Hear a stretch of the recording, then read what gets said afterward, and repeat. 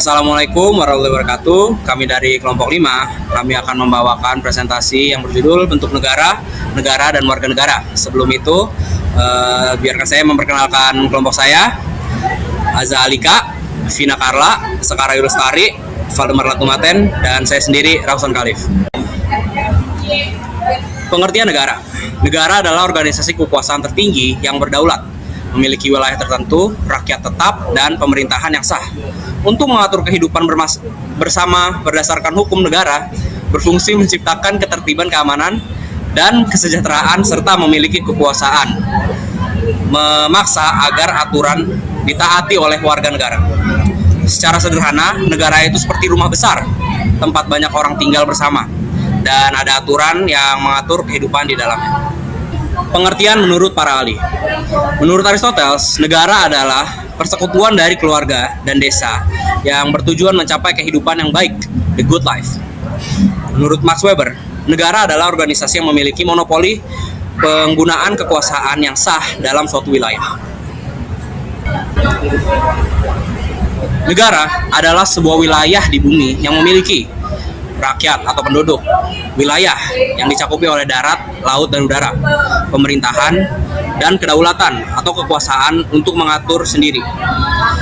Contoh negara seperti Jepang, Amerika, Indonesia, dan Zimbabwe.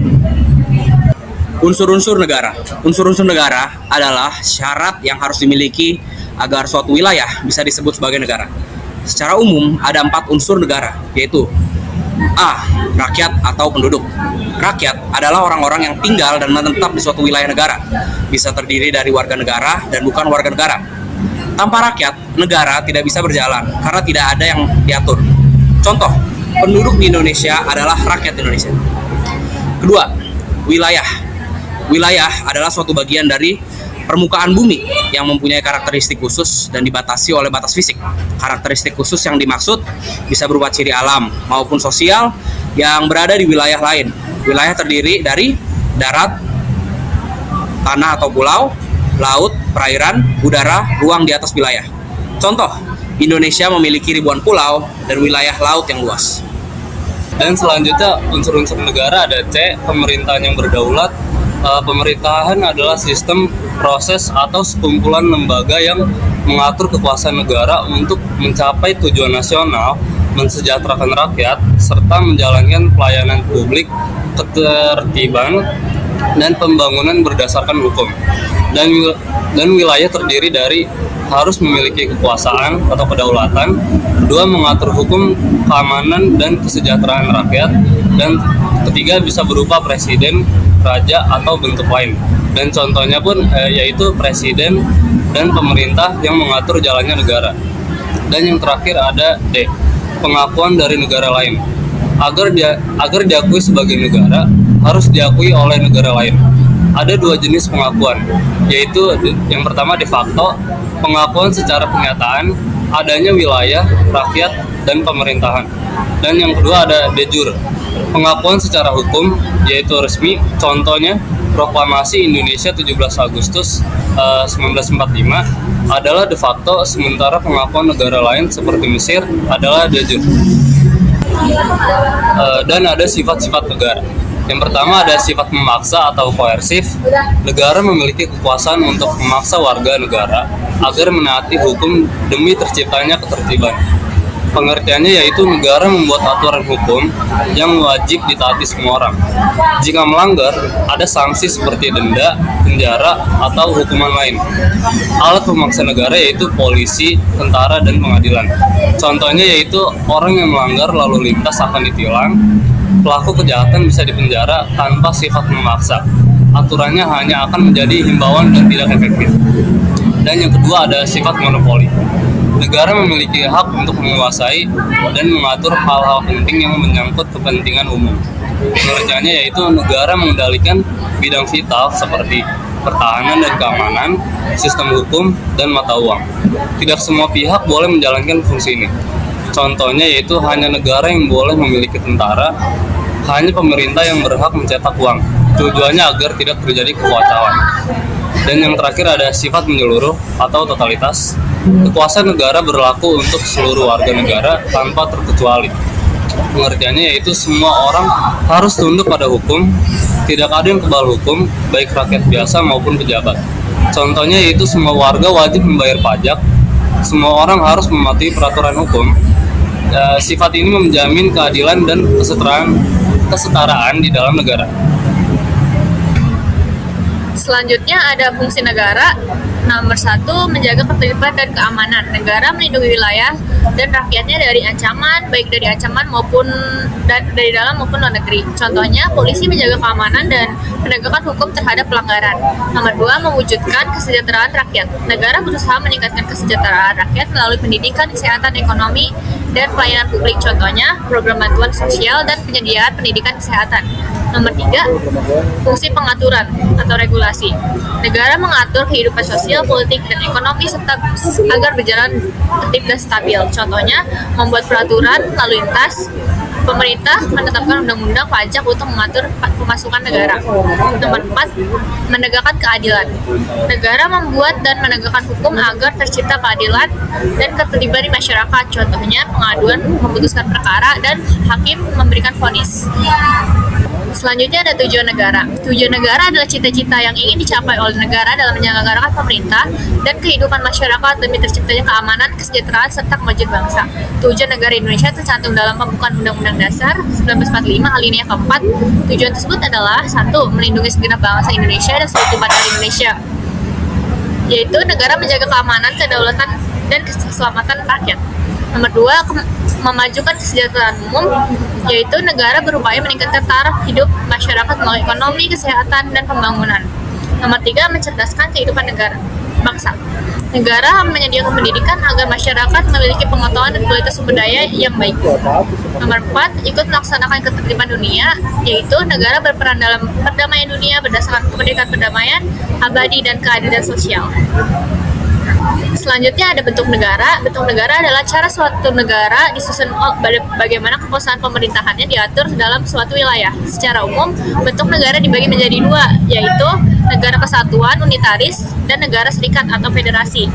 Pertama, negara kesatuan adalah negara yang kekuasaannya, pemerintahannya terpusat pada pemerintah pusat. Ciri-cirinya hanya ada satu pemerintah pusat, daerah hanya melaksanakan kebijakan dari pusat, dan tidak memiliki kedaulatan sendiri di daerah.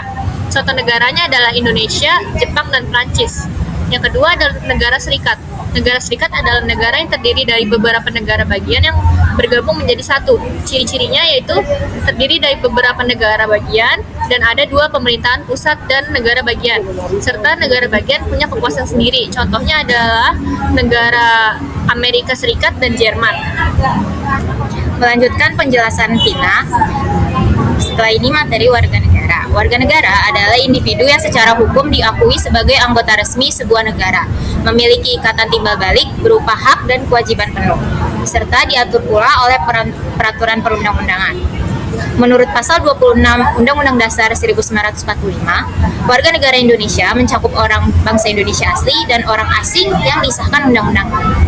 Apa artinya diakui secara hukum? Artinya, status seseorang sebagai warga negara ditetapkan oleh undang-undang. Jadi, tidak semua orang yang tinggal di suatu negara otomatis jadi warga negara.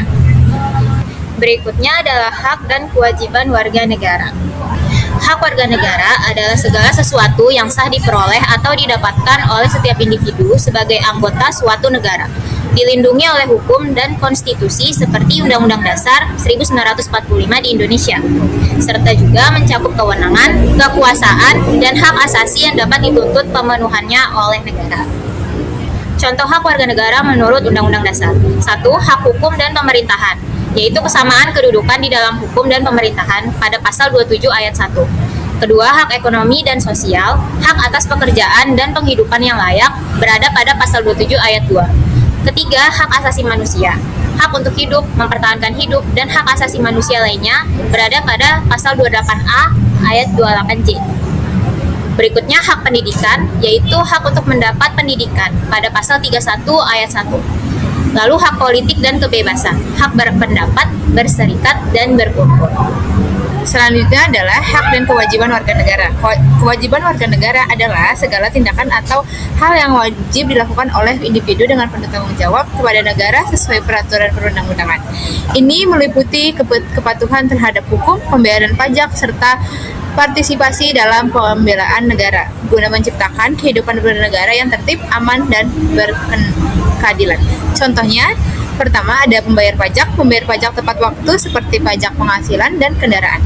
Kedua, menaati hukum, mematuhi peraturan lalu lintas, hukum pidana, dan perdata. Selanjutnya, bela negara ikut serta dalam upaya pembelaan negara baik secara fisik maupun non-fisik. Yang keempat, menghormati hak asasi manusia orang lain dalam kehidupan bermasyarakat.